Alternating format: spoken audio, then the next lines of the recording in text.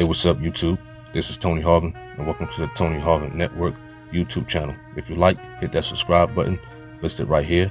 After you hit the subscribe button, if you want to receive all notifications of videos that come out on this YouTube channel, hit the notification bell and select all after you hit the notification bell. Hey, what's up, YouTube? This is Tony Harvin back with another video upon a former retired Orange County so-called pastor who has been convicted of sexually abusing two young girls that he is related to. Yes, related to, according to court records obtained Thursday. Now, Jose Lopez, 70 years of age, of Mission Viejo, was convicted Wednesday of 18 felony sexual assault charges dating as far back as 1991 through 2020. Now, Lopez is a so-called retired Orange County pastor.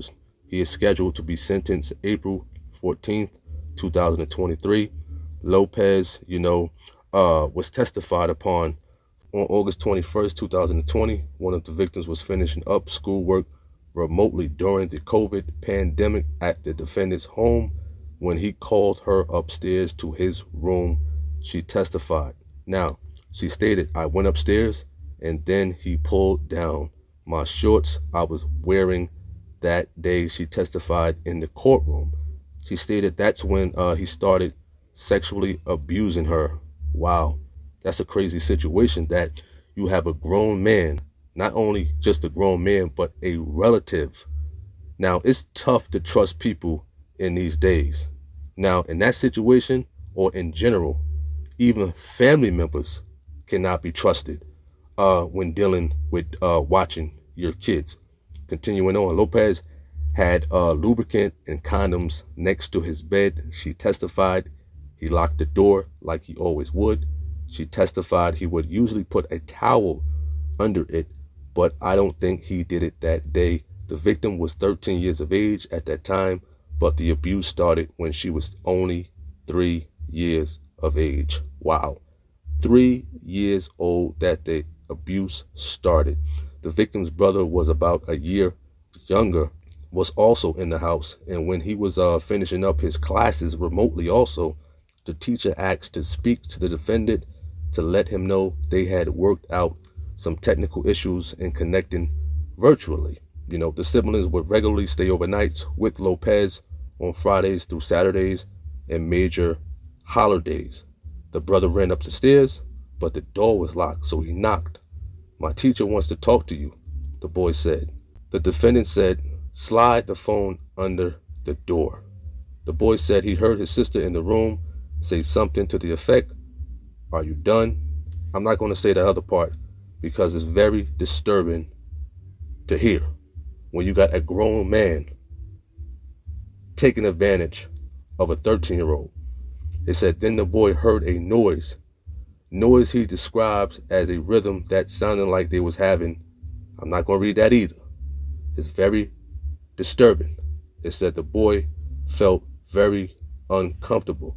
Later, the victim called her brother upstairs to her room, and she was crying as she told him what was happening. The next day, the brother told his mother, and the tearful victim confirmed it. When investigators spoke to the girl, she said, "He started touching me since I was 3 years old." This basically took place every time he had an opportunity. It occurred every Friday. When deputies began executing a warrant, the victim told them where they can find certain items. I'm not going to read that either.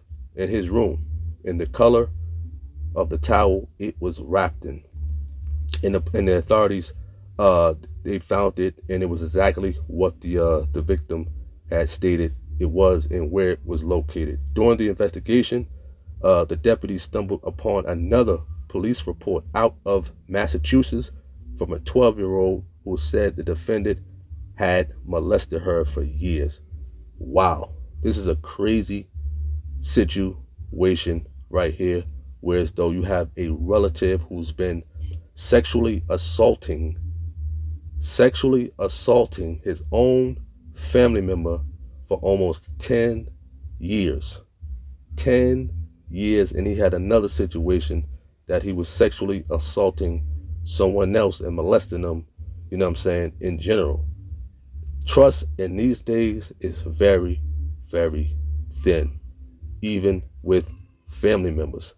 Now, I know a lot of people want to see him rot in prison, so I do hope they give him the maximum amount of time that he deserves, because no child deserves to be in that type of situation in general at all, you know.